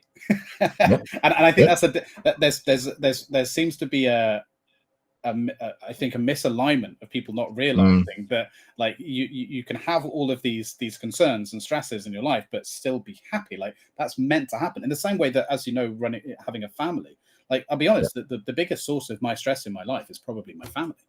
Like, to be honest, 100%, because raising kids is not easy. Maintaining a well-functioning marriage, a loving marriage, is not easy. All this stuff is meant to be hard work. No one ever said to me when I was born, by the way, kid, it's going to be really fucking easy. You know what I mean? Like, no one said that. Yep. Because it's not true. Like, no one made true. that promise, and we shouldn't be. I feel like in some ways we're making a bit of a fake promise to people, like painting this idyllic version of life where, you know, you should be able to go through it and it should be easy, and no one should challenge you and your beliefs and offend you, or, you know, you shouldn't have to work hard to get what you want or be stressed. And it's like, no, that's nonsense. Like, struggle is the literal definition of life, and you need to get used to it. You know, like, I don't know. It might seem a bit. And I think like it's also like coming back to this saying that, you know, simple times creates strong people, then strong people creates simple times or easy times, and then those times creates weak people, right? And I think, like, coming back to family stuff, I think having a cabin, I know it's like coming back to it for a second, right? This is the moment where I could teach my son that life is also a struggle, right? Because you could easily spend, I don't know, a couple of $100,000 on that cabin, and you'll still have like shitloads of stuff to do with it, right? Because it's a journey. Like, your life is a journey, and you can teach your family, your children, you know, the idea of working really on stuff that you own, and cultivating that. I think that's something that is very often overlooked. Too, right? Executing like, you've a vision. got a vision for what the cabin's going to be, and it's not like, here it is, it's ready. We're going to pay someone else to do it. It's like, we're going to work on this together to get what we want, which is a much more valuable lesson in life, isn't it? Yeah. I keep hearing from my son that I have to build like a tree house for him. And I told him, like, we're gonna wait till you're slightly older and you can help me, and then we'll build it. Because you know, what's the point of me building that or paying someone to build it, right? If you have an opportunity to actually, you know, teach your family something. It's interesting. I think I made a mistake with my son recently in this regard, which is, so for the longest time he wanted a PC, right? Like mine, I've got a, you know, big expensive PC that does 3D rendering and gaming and all this kind of stuff, which I basically use it for Google Meets calls. But anyway, the idea was there when I bought it, to use it for other stuff, which I don't have time to do. And he's always loved the idea of having a PC. And so, you know, birthdays and Christmases and all that have come round. And so I said to him, okay, here's what we're going to do. We're going to build it together. You know, we'll get each component bit by bit. We'll work, you know, you'll work hard. You'll earn those pieces through your work at school and this and that. And it got to a point where I've been so busy. I was like, do you know what? I'm just going to get him a PC. So I just got him one. And I do kind of regret it. He loves it, but I don't think he appreciates it as much as he would have if we had done that over the period of, like, you know, 12 months or whatever. So but it's hard, man. It is hard. But it's like, I don't have time to research, and I'm not massively technically literate. So it would have taken a lot of time for me to actually learn about all that stuff too. And I just, you know what, let's just get it for him. He'll be happy. And then, you know, we'll learn about that stuff later when we need to upgrade it or whatever. But I still feel like there was a missed opportunity there for some lesson. But I don't know, because I do also think that as founders, we tend to overthink things. So part of me was like, maybe I'm just overthinking this. Just get him the fucking PC. Not everything needs to be a lesson. Point, exactly. You know, as well. So it's like finding that balance. But I don't know, man. But I still feel like that would have been a better way of doing it. But yeah, next time. And there's plenty of other things in life where we can do that. You know, like you said about the cabin. Maybe that's going to be something like that would be really good for him to learn. So, but yeah, man, they don't get any easier. That's for sure. Jesus, you know. And raising a family. I mean, if you ever want a good lesson in, which is why it's interesting. A lot of the founders I speak to that are struggling to sort of get their idea off the ground and so on, they generally are, you know, married with kids. And that's where they tend to need the most advice. You know, the younger sort of straight out of university kids, they've got all the confidence in the world, right? They don't need an advisor, you know.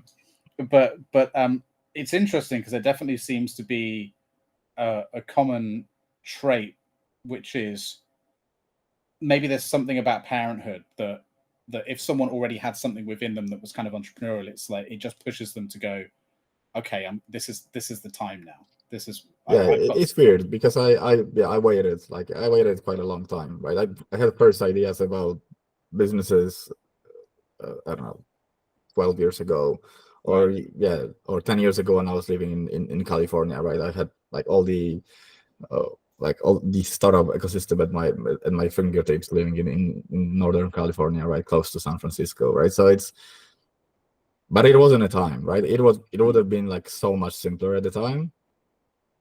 But I think, I don't know, at least it's just me, right? I had to like learn that, grow that confidence that I've been through stuff, right? I've learned my lessons. I don't know everything, but I know something, right? And that's a good base for me to start a business, because I worked with many people across different geographies with different problems, and I've seen quite a lot, and that's a good starting point for creating a business as a first-time founder, because you don't have it.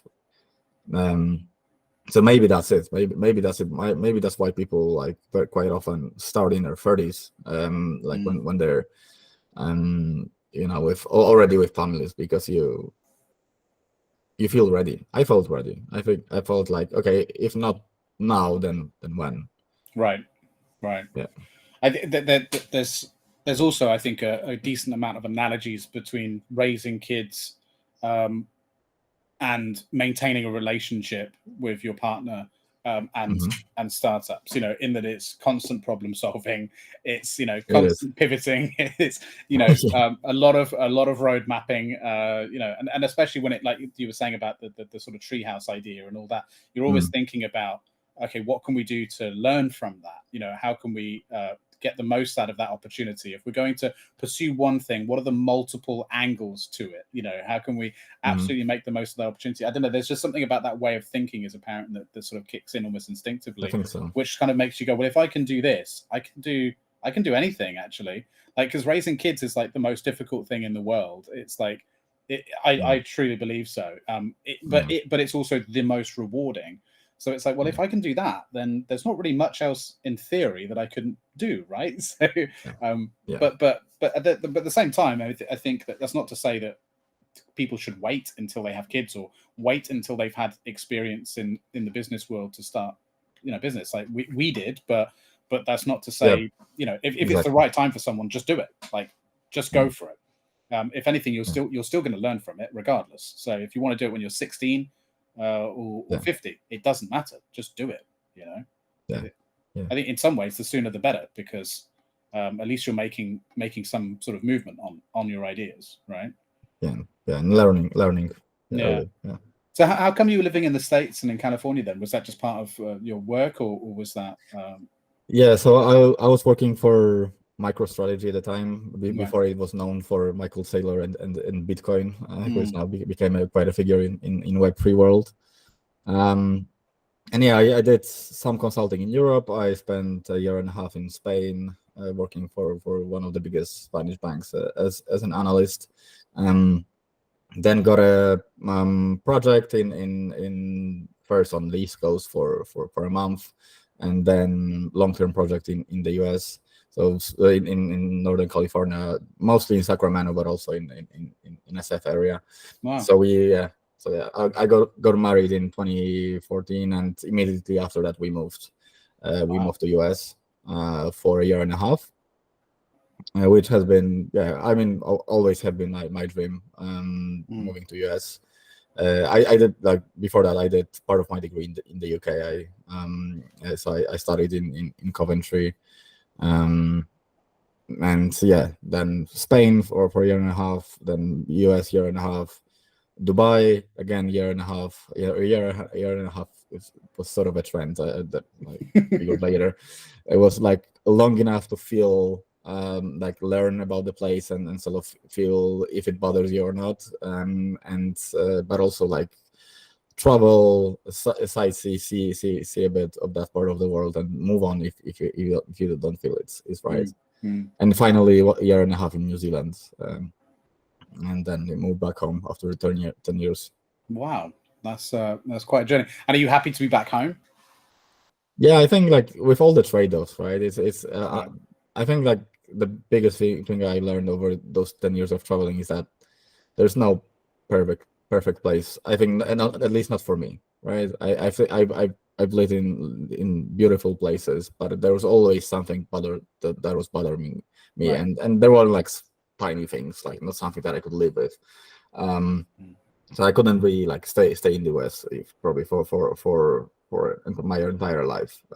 Or same with New Zealand, it's just too far away from people that I care about, right? So coming back home with all the things that it's like all the pros and cons that it's that we have with living in Poland, it just felt right, and it's been good so far. I do travel with my family now, right? So we both work remotely, so we tend to travel, and I don't know, jump to Dubai when it gets colder in Poland, and spend there like a month, because it's just rainy, rainy. So oh yes, very well. so you know why, yeah. Yeah.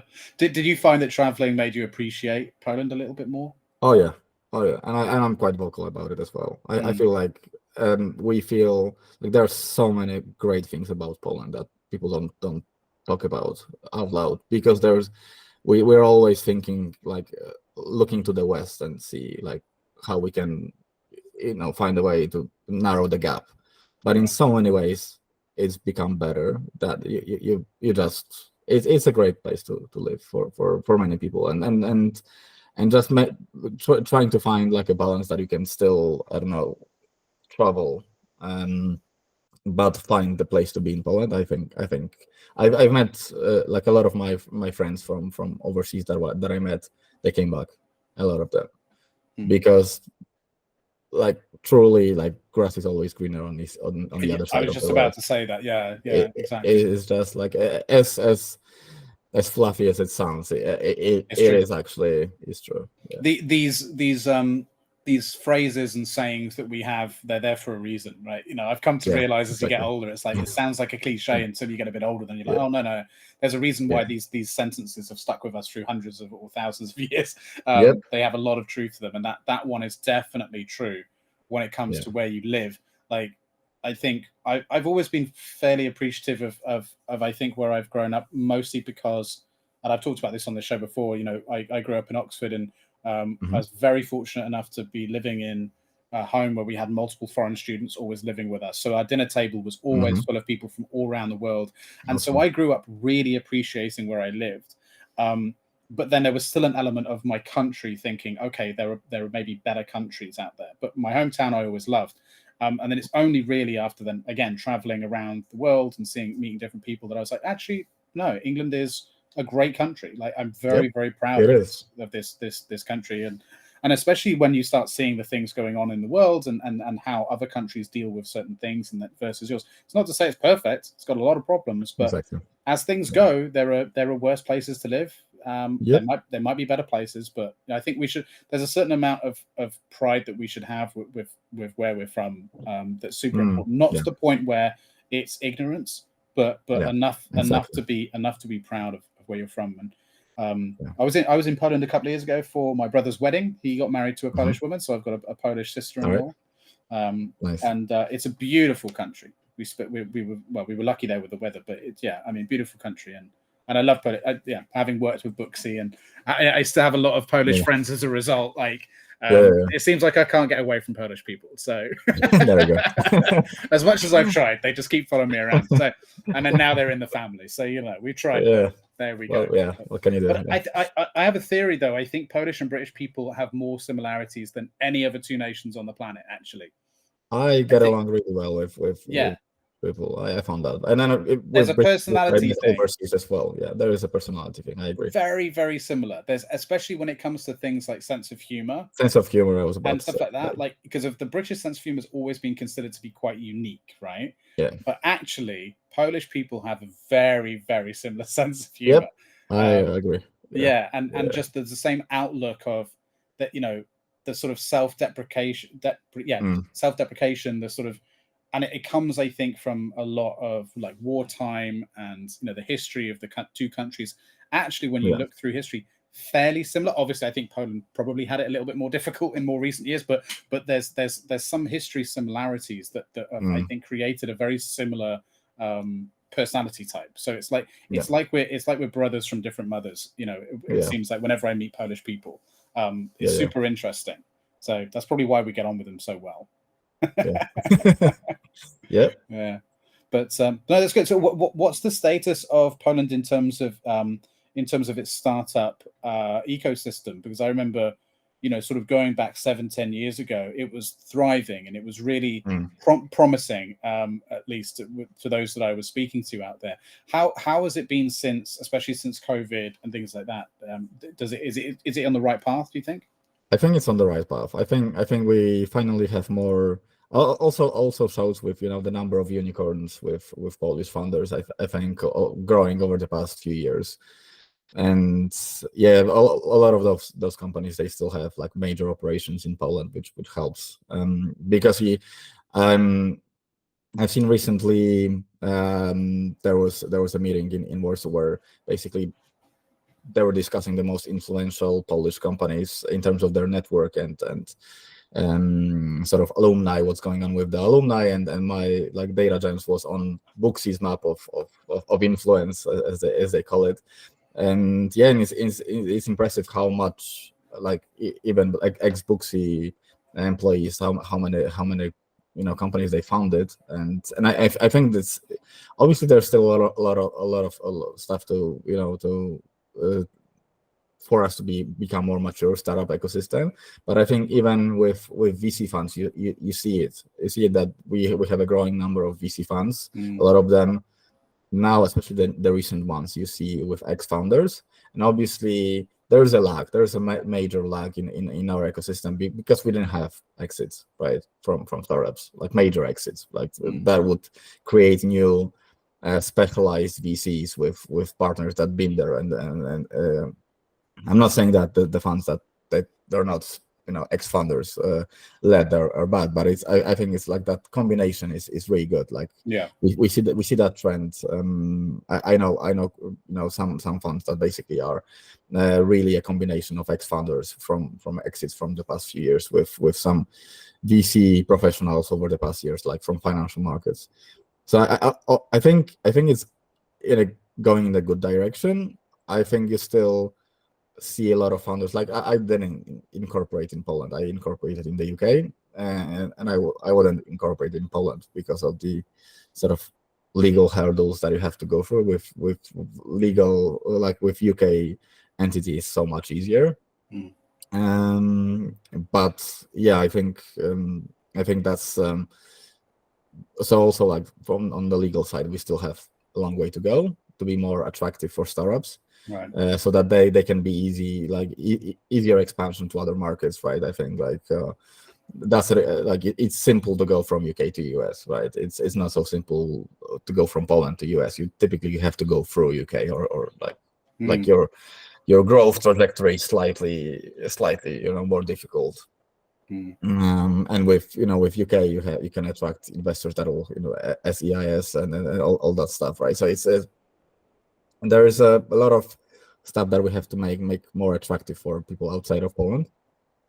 But look, people-wise, there's tons of great talent in Poland, right? We are not as inexpensive as we used to be, right? We are definitely, Poland has become more expensive, and some businesses move to, I don't know, Romania or other parts of Europe, which are less expensive but still great talent. But I still think like we're still competitive, right? Obviously, to US it's a no-brainer, but to some parts of the world we have become, in terms of the salaries, especially in IT, have grown immensely. So, I think Poland has everything that it needs to become like a major player in Europe on that front. I agree. And I hope we'll make it, because I think the potential is there. I've met so many great and smart people over the past couple of years here in Poland, in the startup scene, that makes me hopeful about the future. What do you think it is that's resulted in so much innovation and sort of great leaders and innovators coming out of Poland in the last sort of 10-15 years? Is it something that's occurred more recently in history that's maybe encouraged that, especially from a technical founder? Communism. Right. I always thought it's the people that got out of communism that was like great innovators, and me being born, literally like on the brink of end of the real communism in Poland. I think I just know it from stories, right? How hard it was like in 80s, really, for people. But I think that created tons of innovation and the way, like, if you look at the tables of how much different economies grew in the past 30 years, there's Poland, China, and there's everyone else. And I'm like super proud about it because I think like the amount of effort that went in Poland in 30 years just to reshape the economy completely is unbelievable. And that's why there's a lag. That's why you don't see that many startups still being unicorns, because we had our homework to do for the past 30 years. Yeah, there's a lot of work needs to. It's interesting as well that from a lot of Western societies, democratic Western societies, you've got this younger generation coming up now that seems to be obsessed with the idea of communism and socialism, and I think that's incredibly concerning. Send them my way. I still have stories from the past, from my family and my extended family about it, right? So it's something, because you coming back to like strong people creating like or right. simple times creating weak people or something like that. So I think we're at this stage and we have to be very careful. Very careful. Yeah. The rise in Marxism is incredibly concerning. But well, look, I just realized the time. We're coming to the end. So I guess on that note, how I tend to wrap these things up is I'd be interested to hear. I mean, we always talk about general advice and so on for founders and people maybe starting their entrepreneurial journey, but maybe just being more direct about it. Do you have anything that you would say to maybe the younger Marxist generation? Of what if they have an idea, a business idea, what tips would you give them, like about entrepreneurialism? Don't be afraid of hard work, right? Don't moan about it, embrace it, and find that balance early on, right? If you find that balance like in your early 20s, and you build something, you're gonna look back in time and say, I made the right choice. I think I always appreciate someone that created value. Like, I think creating value is something that we don't speak enough of. So find your way to create value. Use your talents to create value. That's great advice. Also, really quickly, someone who maybe has an interest in becoming an engineer, someone who, I know a lot of people who are young who have, or even older, maybe, that they want to sort of change their career path. What advice do you think you could give to those sort of individuals? I'm quite a different example, because I started off on the technical side, even though I did mostly business studies, business on the sort of like verge business of an engineering. I would say the advice would be, don't be afraid to move to the dark side of being more a business person, because there's a lot of value that you can create being that bridge between business and technology. I think that I've been in that role for many years, and I think I learned to swim in that area. And I think there's a lot of people that I know that went into specialization path and more technical path that would have been great and really thrive in that area, being on the verge of business and technology. So I know the money is great if you're a specialist, and if you're a principal engineer in some kind of technology, in COBOL or something that is like paying like big bucks, but like there's so much reward like waiting for you if you're like a little bit more on the business side. And I'm an introvert. Like I learned my way to be also that person that can chat on conferences or network and stuff, right? But I never like earlier I wasn't that person, but I found that niche for myself, being on intersection of business and technology, and I think there are a lot of people that overlook that opportunity. Good advice as well. And last bit of advice from you: anyone that's maybe in a position thinking about starting to invest as an angel investor, what would you say are some things to think about there?